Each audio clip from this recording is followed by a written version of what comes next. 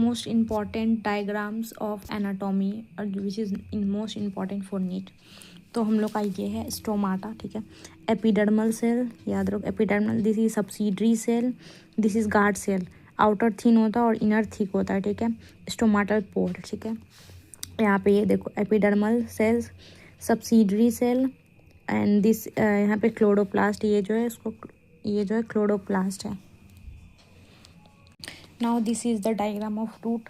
तो अब बताओ कि ये रूट है या फिर स्टेम, अगर आपको कन्फ्यूज़न हो तो रूट में यूनिसेल्यूलर होता है रूट हेयर्स, तो ये देखो, और स्टेम में देखो आपको यहाँ पे सेक्शन मिल जाएगा जिससे आपको पता चल जाएगा कि ये स्टेम का है। तो रूट पे आते हैं। एपिडर्मिस को हम लोग एपिब्लेमा बोलते हैं। तो इसको देखो, इसका लार्ज और वेल डेवलप्ड पीथ है। तो ये मोनोकोट है और ये डाइकोट है, ठीक है। एंडोडर्मिस देखो, रूट एपिडर्मिस, उसके नीचे आता है हेपोडर्मिस, फिर कॉर्टेक्स आता है, फिर एंडोडर्मिस आता है, फिर पेरिसाइकल, और फिर ये वस्कुलर बंडल आता है, फिर पेरिसाइकल पिथ, और रूट में रेडियली अरेंज होता है, जाइलम फ्लोएम ऐसे करके, ठीक है। यहाँ पे आप देख लो। तो ये मोनोकोट का रूट है।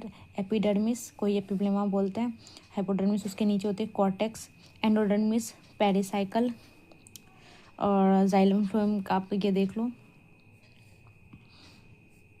और यहाँ पे मेटाजाइलम, प्रोटोजाइलम, मेटाजाइलम, क्योंकि एग्जार्च इसका कंडीशन होता है। अब ये देखो डाइकोट का जो स्टेम होता है वो ज़्यादा कॉम्प्लेक्स होता है, मोनोकोट का बहुत सिंपल सा होता है। अब देखो मोनोकोट में देखो, अब ये चीज़ अच्छे से याद रखो, एपिडर्मिस, हाइपोडर्मिस, उसके अंदर वस्कुलर बंडल्स होता है, xylem phloem, unequal conjoint closed होता है, क्योंकि अनइक्वल कॉन्जॉइंट स्टेम, और स्टेम में तो कॉन्जॉइंट क्लोज ही पाया जाएगा क्योंकि उसको सेकेंडरी ग्रोथ करनी है, और ग्राउंड टिश्यू पाया जाता है, ठीक है। स्मॉलर आउट में और इनसाइड में बड़े बड़े, ठीक है। अब ये देखो पिथ है, और इसमें अपोजिट होता है, इसमें जो डाइकोट का पिथ है वो वेल डेवलप्ड होता है, तो इसको बहुत अच्छे से याद रखना।